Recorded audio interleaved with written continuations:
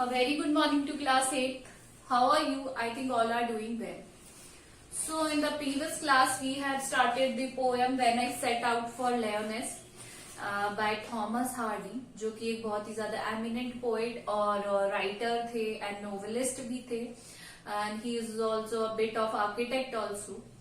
And once he went to the parish for the restoration of a church, then after returning from that, there he wrote this poem in a crumpled piece of paper, जहां पर उन्होंने एक ऐसी जगह, लियोनेस एक कोई जगह नहीं है, बट इन्होंने एक जगह को इमेजिन किया लियोनेस को, और वहां पर बताया कि he wanted to be all alone there, वहां अकेला रहना चाहते थे वो, and he don't know how to survive there, but he told the people that to ask prophet या फिर विजर्ड से पूछिए, ताकि कैसा लगता है वहां जाते हैं या सॉलिट्यूड में हम कैसे रहते हैं, इसके बारे में हमें कोई नहीं बता सकता.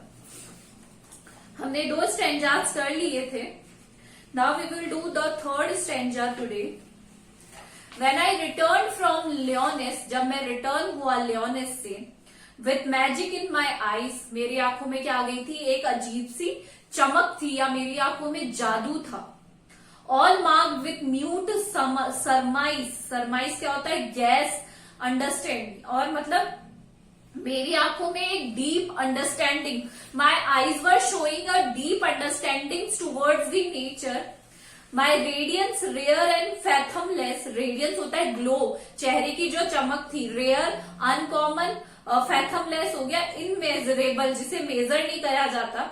My inner glow was uncommon, जो मेरे अंतर आत्मा से आवाजें आ रही थी वो बहुत ही ज्यादा अनकॉमन थी. And it could not be measured, इसे कोई मेजर नहीं कर सकता. तो basically the poet wanted to say that when he was coming from the lioness ना, his eyes had a magical impression in his eyes, उनकी आंखों में बहुत ही ज्यादा एक डीप इम्प्रेशन था, and displayed a deep understanding. His eyes were explaining or showing a deep understanding, and his inner glow was very common and it couldn't be measured, जिसे measure नहीं करा जा सकता. When I returned from Lyonesse with magic in my eyes, बस मैं क्या लेकर आया, magic लेकर आया अपनी eyes में. So basically the central idea of the poem is that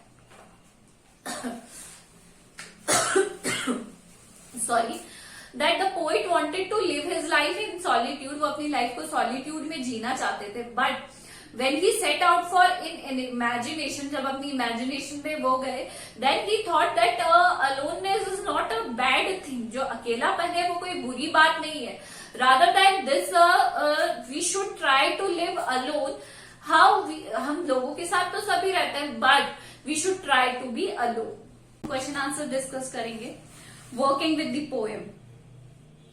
in the first stanza, जो फर्स्ट स्टैंजा गिवन है, फाइंड वर्ड्स दैट शो, आपको वर्ड्स ढूंढ कर लाने हैं जो बताते हैं that it is very cold, that it was very cold, that it was very late evening, and that the traveller was alone. तो आपको ये बताना है कि कौन से वर्ड से ये पता चलता है कि ये 3 चीजें होने वाली हैं.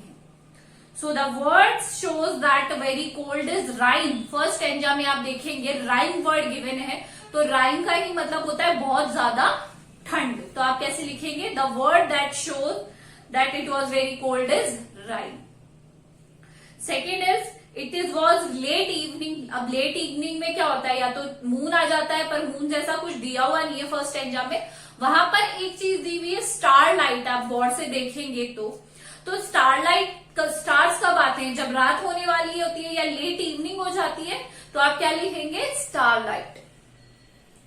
And the traveller was all alone.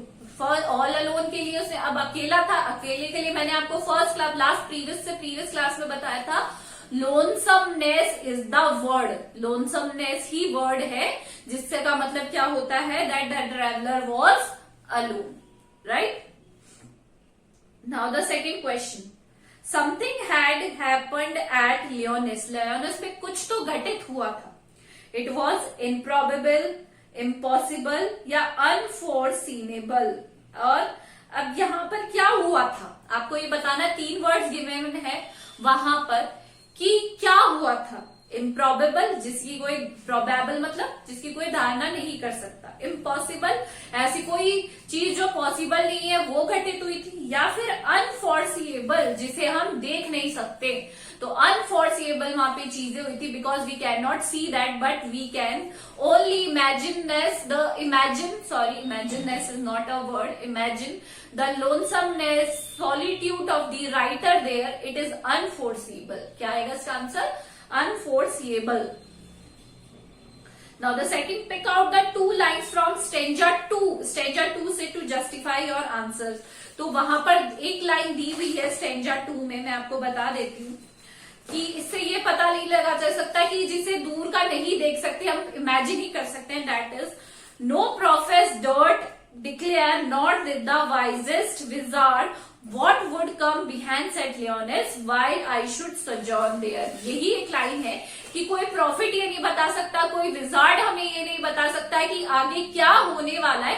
Nobody is going to tell, we have to experience it by ourselves. इसे किसे अब एक्सपीरियंस करना होगा? हमें खुद ही एक्सपीरियंस करना होगा। Read the line stanza 3 that implies the following. वो लाइन रीड करो जिसका मीनिंग ये निकले। Everyone noticed something and they made guesses but didn't speak a word. मतलब सबने कुछ ना कुछ नोटिस किया and they made their guesses also, but किसी ने कोई वर्ड नहीं कहा। तो ये कहा था all marked with mute surprise, all marked with mute surprise।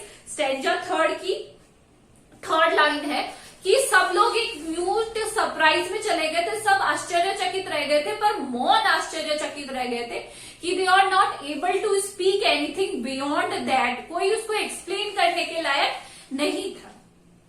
And the next is, now read the line that refers to what they notice. उन्होंने क्या नोटिस किया? उन्होंने they noticed my radiance rare and fathomless. ये जो last line है, fourth line है, my radiance rare and the fathomless is the answer, की उन्होंने यही नोटिस किया था। So we have completed the poem. I am sending you the question and answers. Complete your question answers and send your work to me as soon as possible. This is all for today. Thank you.